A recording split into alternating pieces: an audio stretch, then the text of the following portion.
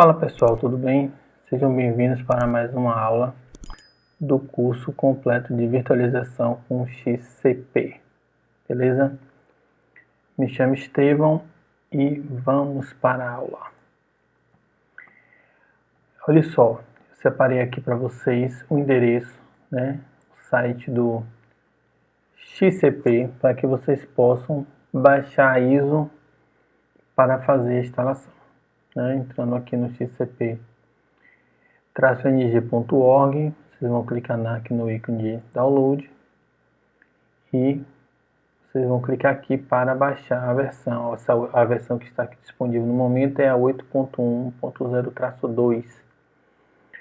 Aqui vocês têm uma breve explicação de como vocês podem fazer para passar essa ISO para um pendrive, beleza? Pronto. Dito isso, eu acho relevante também a gente abordar uma questão importante aqui, que é a questão da documentação. Eu já abri aqui o site, é só vocês clicarem aqui, vão ser redirecionados para esse endereço aqui. E aqui nós vamos ter algumas informações que vale a pena, né, vocês darem uma olhada, uma observada. Então vamos começar aqui pelo release. Então nós temos aqui quando esse release foi feito, essa versão que vamos instalar do XCP, que é a versão 8.1, é baseada no Citrix Hypervisor 8.1, certo? Sobre a base do CentOS na versão 7.5, beleza? Outra informação importante também que a gente tem que verificar, é a questão dos requisitos, né? O que que precisa, o que é que vocês precisam para poder fazer esse sistema rodar.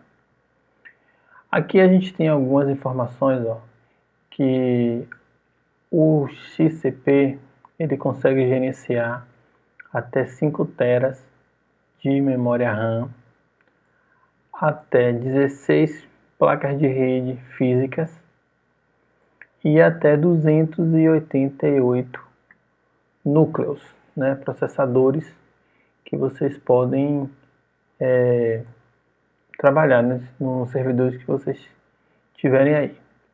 Ele é baseado em 64 bits na arquitetura x86, certo? Então, descendo mais um pouco aqui, ó, vocês podem ver que o mínimo que vocês precisam para rodar ele é um processador de 1.5 GHz, mas o ideal seria qualquer coisa acima de 2 multicore, beleza? Ele fala aqui também uma outra coisa importante, que para que vocês possam rodar máquinas virtuais Windows ou as versões recentes aqui do Linux, é preciso que na configuração do seu computador, né, do seu servidor, esteja habilitada a função Intel VT ou AMD VI, né, o VI. Agora, o que acontece? Na maioria dos computadores, né, desse tipo de servidores, isso já vem habilitado, ou vem a opção lá de virtualização. Mas é importante, né, ter esse tipo de informação. Beleza? Aqui embaixo, quanto à memória RAM. A memória RAM, o mínimo que ele precisa para rodar é 2 GB e o ideal seria qualquer coisa acima de 4 GB, certo? Até porque também tem uma questão que é o famoso DOM zero, né? Que a gente vai abordar isso mais para frente, não vale a pena a gente tratar dessa questão agora, mas quanto mais memória você tiver, melhor vai ser para a gente poder fazer esse controle, né? Então, vamos descer aqui mais um pouquinho e por fim, nós temos a questão do espaço em disco, né? Então, o que acontece? Ele está dizendo aqui para a gente que o mínimo para que você consiga instalar no seu servidor o XCP seria um disco de 46 GB, certo?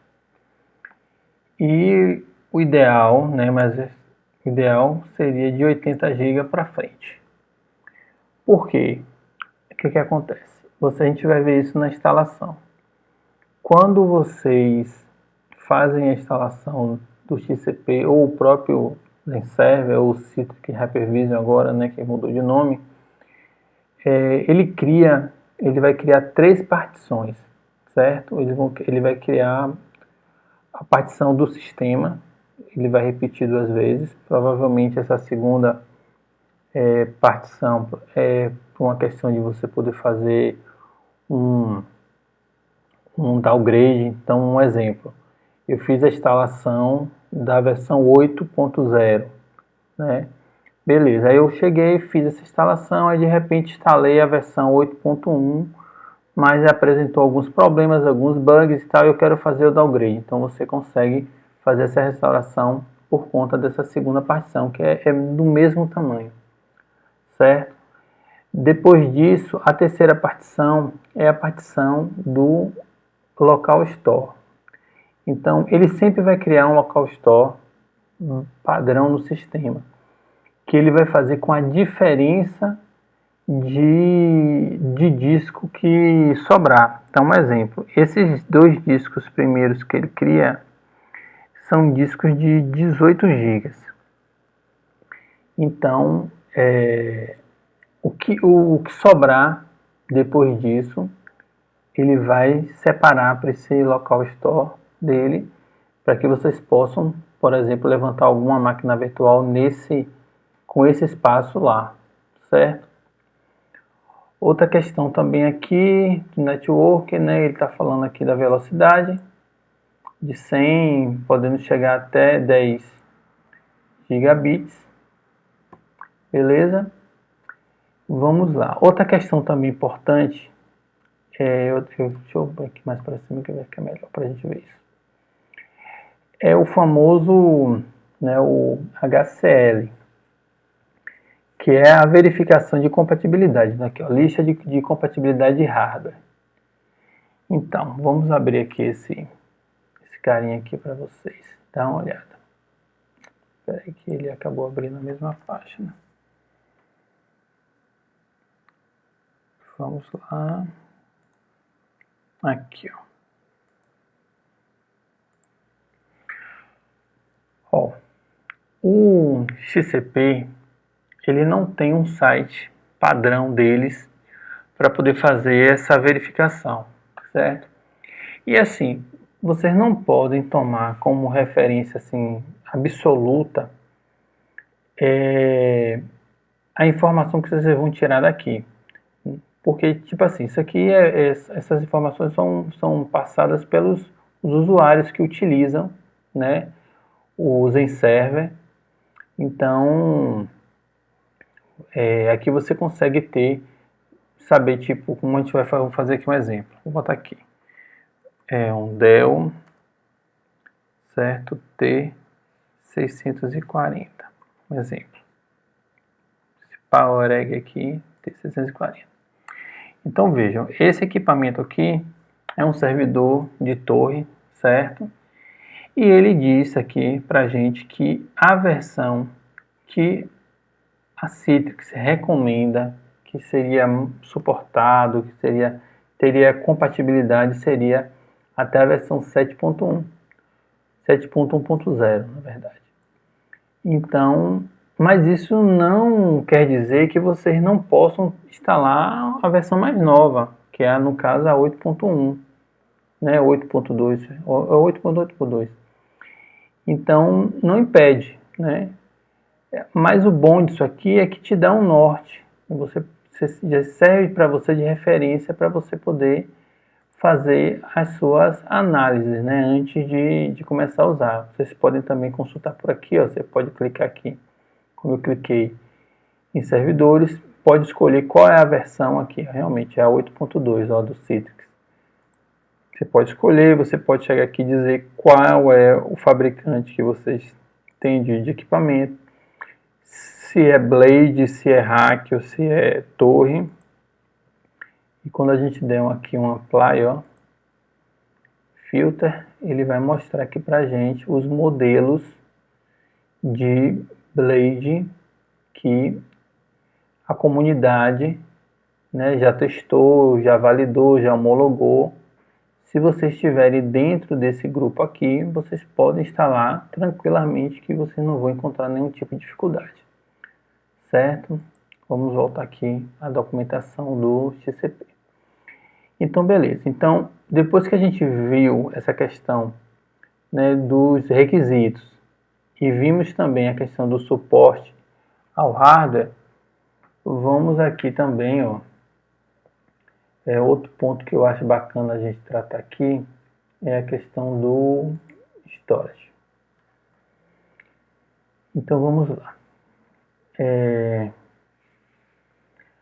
O XCP, essa versão agora, ele está trabalhando com dois tipos, né, dois tipos de storage que ele está chamando assim, certo?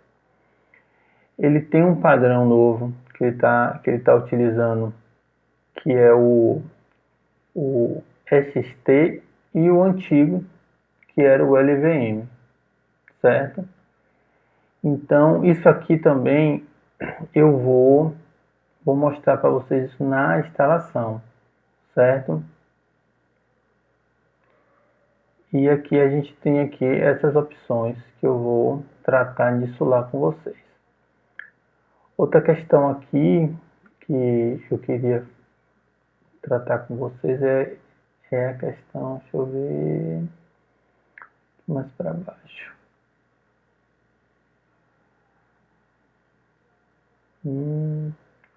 Esse aqui, esse XOS SAN, né, versão 2, é o protocolo que eles utilizam para poder fazer a hiperconvergência, mas ainda não está disponível, né, nele de forma nativa. Vocês só vão conseguir fazer uso disso utilizando o Zen Orquestra. Eu vou falar disso depois. Cadê esse? Vamos lá. Aqui. É esse ponto aqui que eu queria tratar com vocês. Vamos lá. Que é a questão do Storage API. Então, veja, o XCP, ele trabalha como padrão as máquinas virtuais no formato VHD, certo?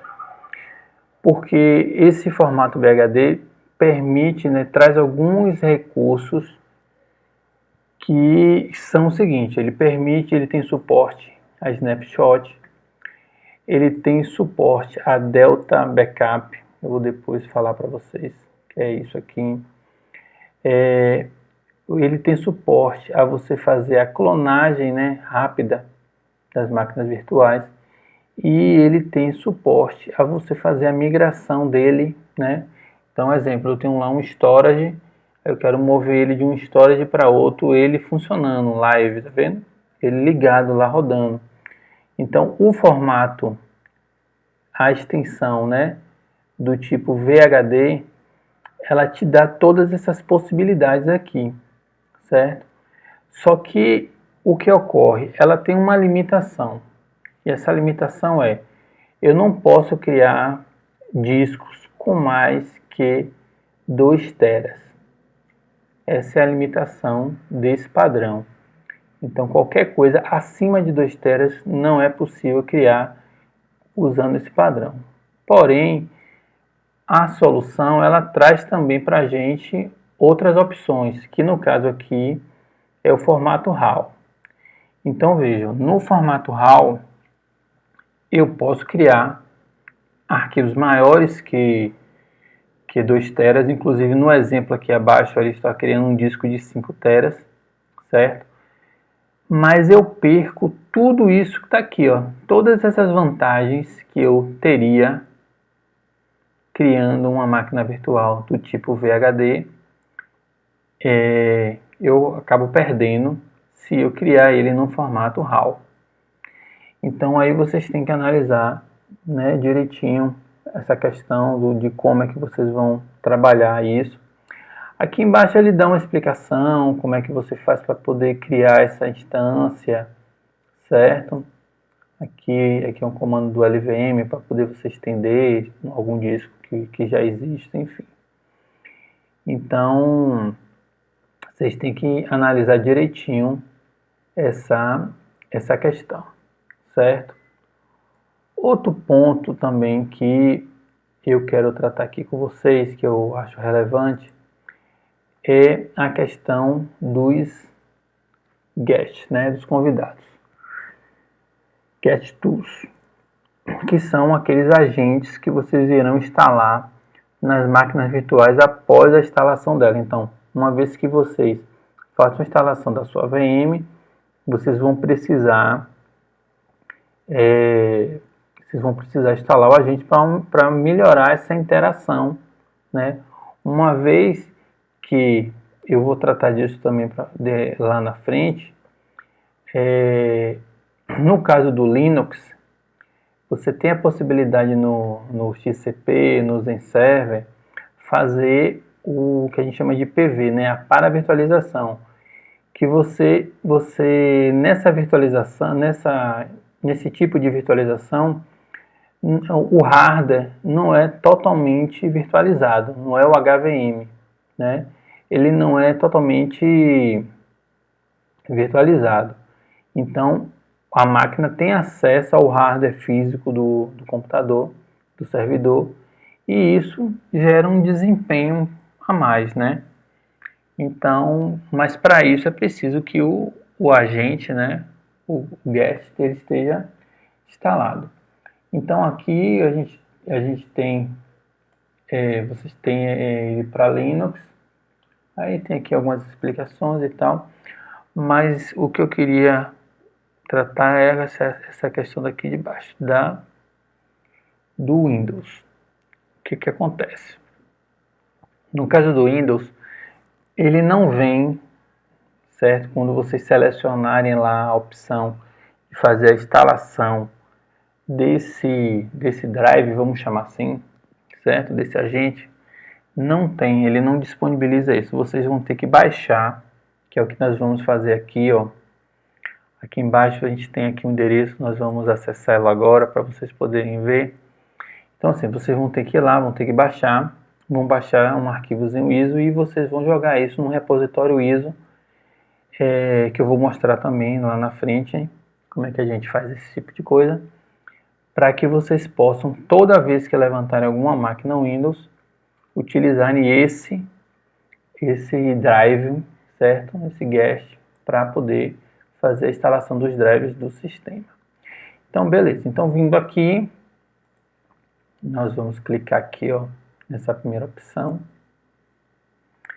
E descendo aqui um pouco mais, nós temos aqui, ó, essas opções de downloads. Eu recomendo que vocês utilizem essa primeira, porque como eu disse, nós vamos jogar esse arquivo aqui dentro do repositório ISO, né, da biblioteca ISO que vamos criar lá no XCP, certo? Pronto. Fora isso, nós temos também aqui outra questão, que é a questão do management, né, que é onde a gente vai instalar esse cara aqui, ó, o XCP Center. Vale a pena citar o seguinte: o console de gerenciamento do XCP, a gente tem as opções, né, do Center, que é o que eu vou instalar num cliente Windows, certo? Nós temos aqui o Zen Orquestra Web, que é uma máquina virtual que você instala nele, bota aqui uma appliance, tá vendo? Você instala uma appliance virtual. Você instala, você importa isso para dentro do XCP e a partir dali você vai fazer o gerenciamento dele, certo? Via web. Agora tem uma questão que é importante ser dita. O Zen Orquestra, ele é um sistema proprietário. O que quer dizer isso? quer dizer que você, para utilizar ele na forma plena dele, vocês vão precisar pagar por isso, né? Então hoje você pode baixar ele, pode levantar, instalar lá, pode. Mas vocês vão ter vocês vão usar o básico, que seria criar uma máquina virtual, startar uma máquina virtual, parar uma máquina virtual. Então seria basicamente para fazer isso.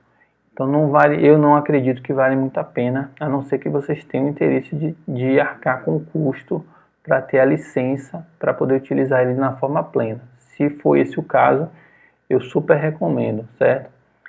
Caso não seja, o ideal é vocês utilizarem a versão para cliente Windows, né, que é a versão Center. Agora vamos torcer que no futuro próximo eles coloquem, né, a versão que ele fala aqui, que no futuro próximo eles vão acrescentar isso ao sistema, né, do XCP, que provavelmente será um console web já no próprio sistema, sem a necessidade de a gente tem que estar instalando nada para isso, certo? Então, vamos lá, a gente vai clicar aqui. Então, vamos clicar aqui no download, ele vai abrir aqui uma nova aba. E chegando aqui, ó, nós vamos clicar nesse primeiro item e descendo aqui um pouco, nós vamos baixar aqui esse arquivo MSI, certo?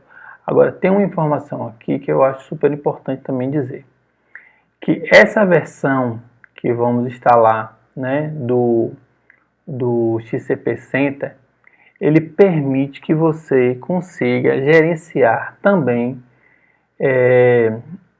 Hyper-V, né, o Zen-Server da versão 7.0 até a 8.1. Então, se no seu ambiente você já tiver algum servidor, né, com o Zen-Server que seja no mínimo 7.0, você com esse console, vocês vão conseguir fazer o gerenciamento, certo? E deixa eu ver mais, o que é que nós temos aqui. Certo, ó, essa parte de backup, como eu falei, o XCP ele permite, né, você poder realizar backups. Contudo, ele depende do Zen Orquestra para isso, certo? Como eu falei antes, ele tem esse recurso desse Delta Backup, que seria o que? Vocês, vamos fazer um exemplo, né? Você tem ali uma máquina virtual e aí vocês fazem um backup dele, ele vai fazer um backup completo. Pá, pega, copia tudo. Então, a depender da rotina de backup que vocês forem criar, ele vai verificar a sua base versus o que houve de modificação naquela máquina virtual e só vai copiar aquilo que foi modificado.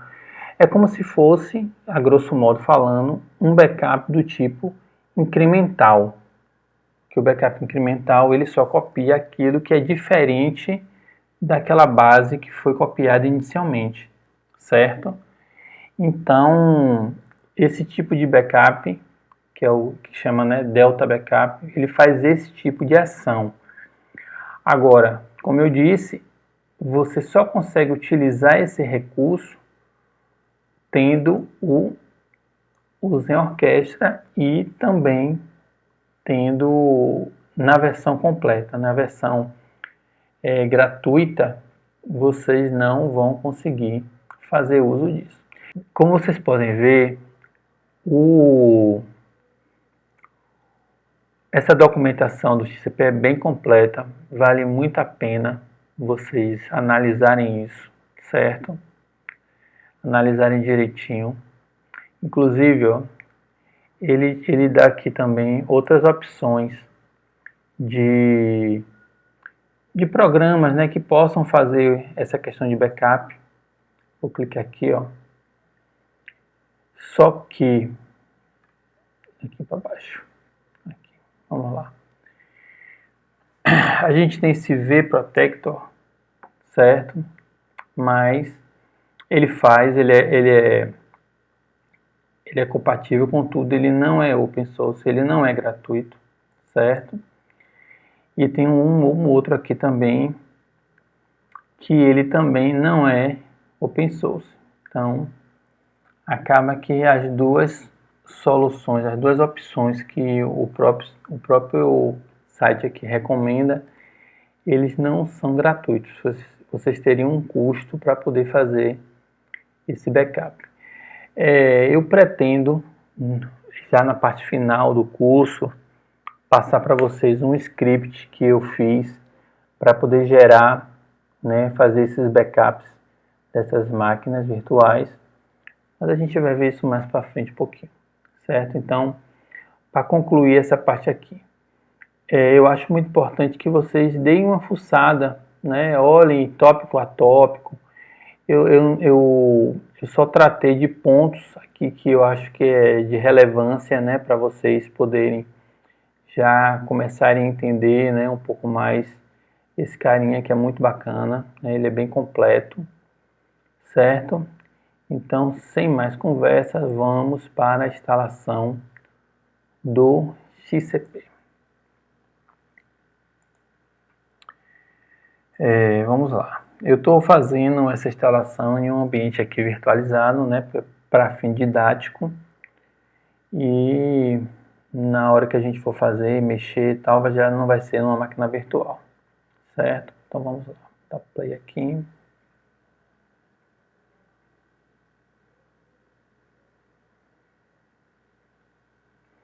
Beleza.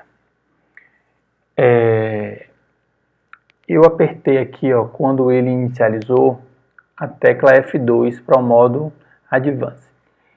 Então, por que fez isso? O XCP, assim como o Zen Server, para aquelas pessoas que têm, né, nos seus servidores a BIOS do tipo UEFI, vocês não precisam fazer nada. Basta simplesmente deixar o processo de instalação seguir e tudo bem. Ele vai seguir normalmente, você vai fazer lá a instalação como a gente vai ver posteriormente. Mas caso a máquina de vocês não sejam desse tipo, vocês não possam selecionar esse tipo de situação, seja do modo legado, né, do legacy, aí vocês vão ter a necessidade de fazer isso. Por quê? No modo legacy, a tabela, né, de particionamento, essa tabela é do tipo MBR, certo? Já o padrão FI ou UFI, ele utiliza essa essa de particionamento, o GPT. Então a gente precisa dizer aqui para o sistema que eu não vou utilizar essa tabela do tipo GPT e vou utilizar do tipo MBR, certo?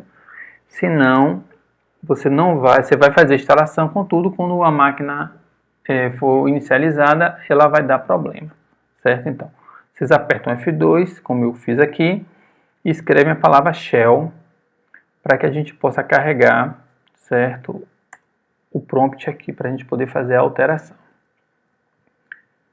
Vamos esperar ele carregar.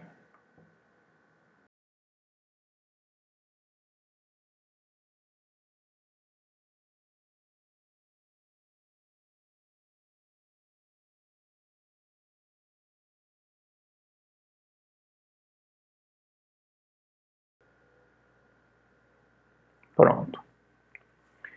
Então vamos lá. Nós vamos usar aqui o VI para poder fazer, né? O VI é um editor de texto do Linux. Nós vamos utilizar ele para poder fazer a edição do arquivo.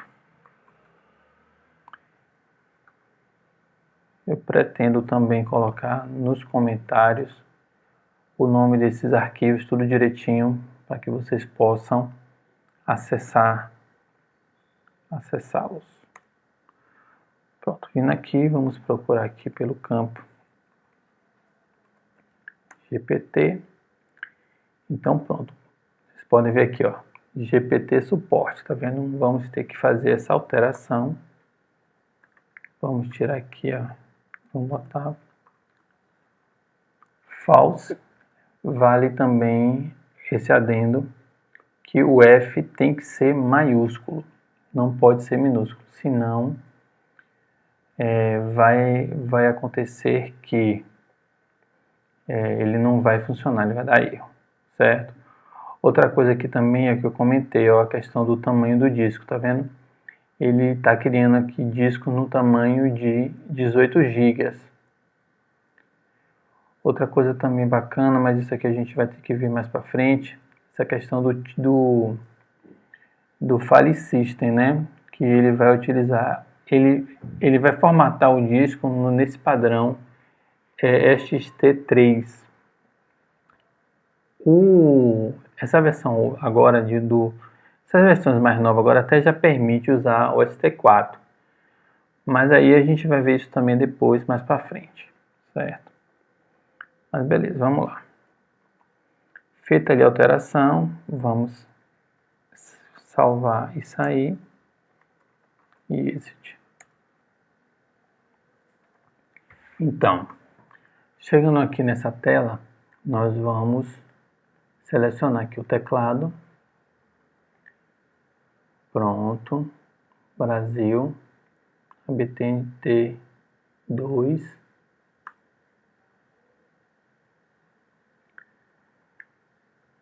Aqui, dá OK para as boas-vindas. Aceitamos a licença. OK. Certo. Então aqui no nosso disco, ele tem 100 GB, certo? E aqui vem, né, aquela questão que eu havia comentado com vocês. Da parte do storage.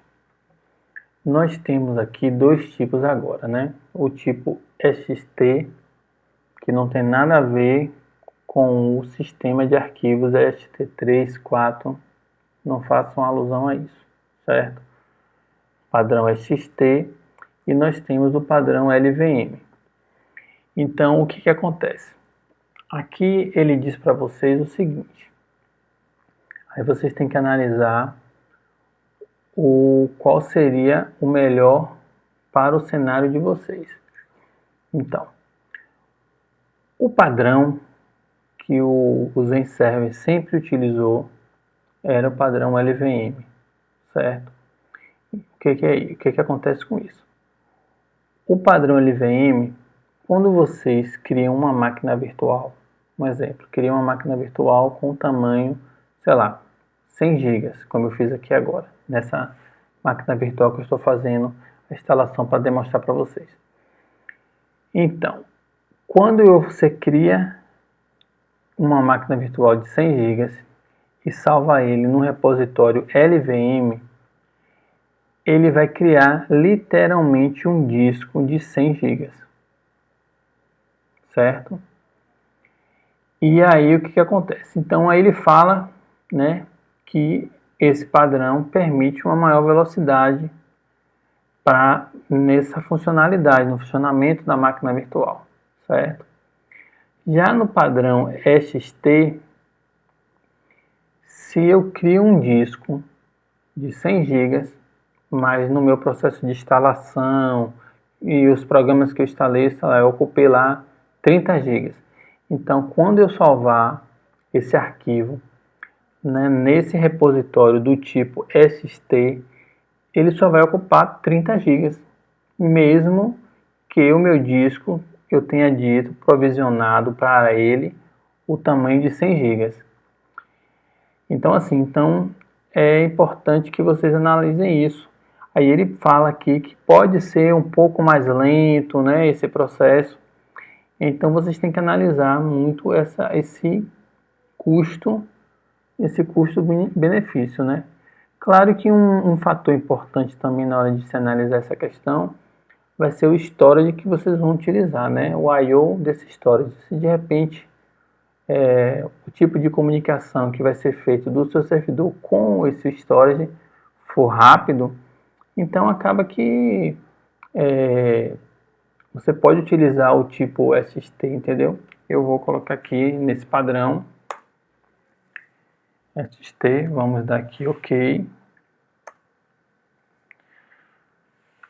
A mídia local, OK.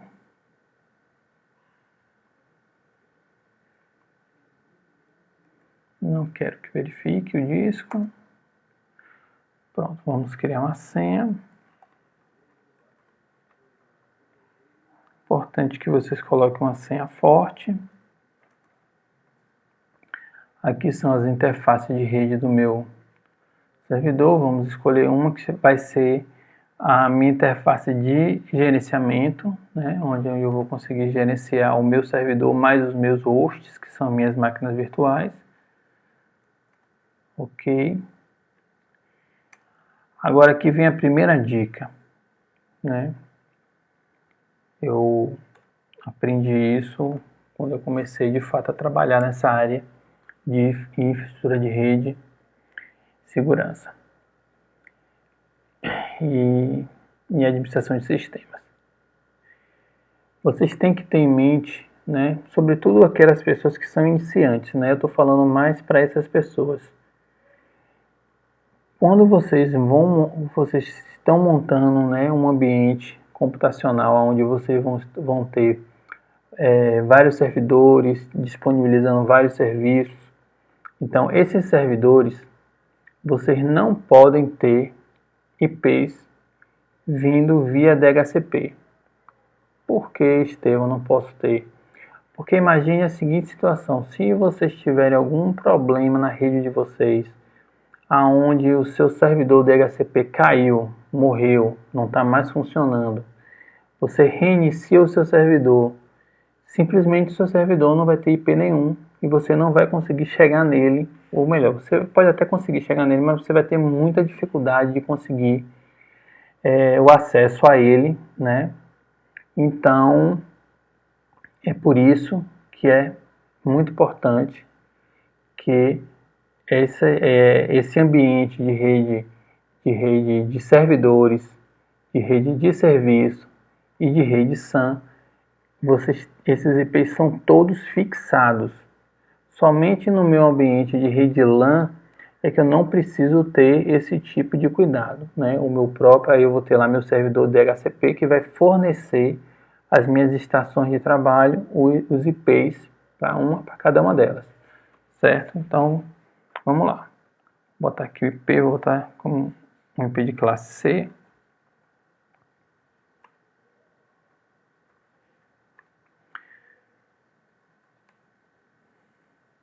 A máscara para 24.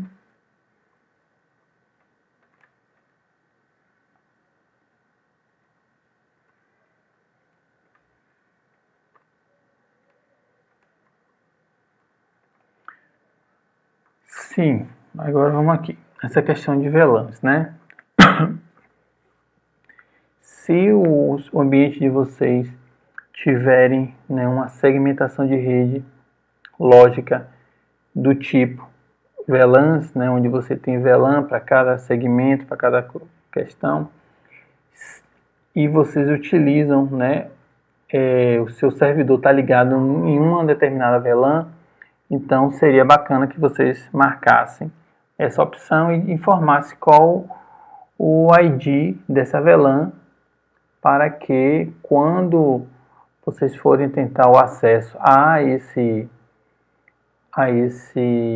o TCP, vocês consigam sem nenhum problema, certo? Vamos lá, aqui, OK. Agora aqui vamos dar um nome ao nosso servidor. Deixa eu botar aqui TCP01. Botar aqui nosso servidor DNS.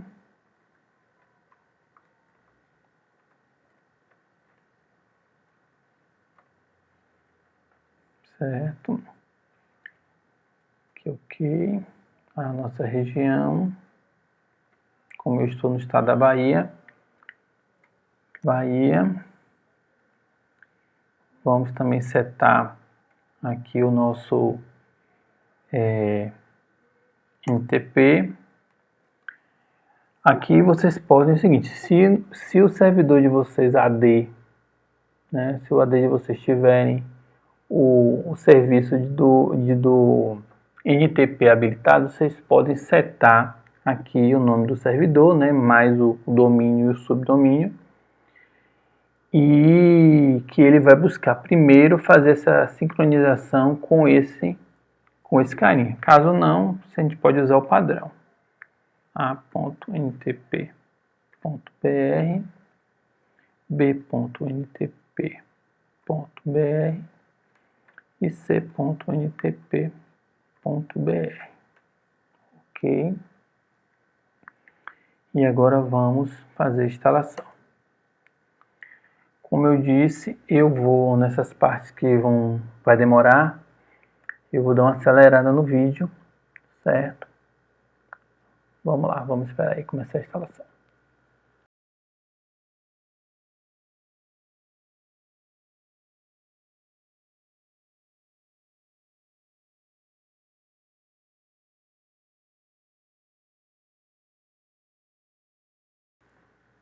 Pronto, pessoal, a instalação chegou ao fim. Agora vamos esperar ele reinicializar.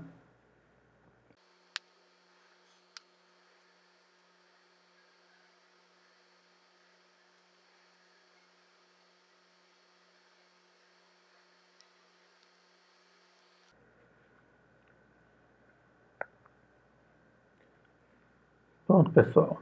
Então, aqui o XCP ele acabou de carregar, certo? Ele ainda não carregou Pronto, acabou de... As configurações de rede acabou de carregar ali. A gente tem aqui nesse status de display, a gente consegue visualizar essas informações, certo?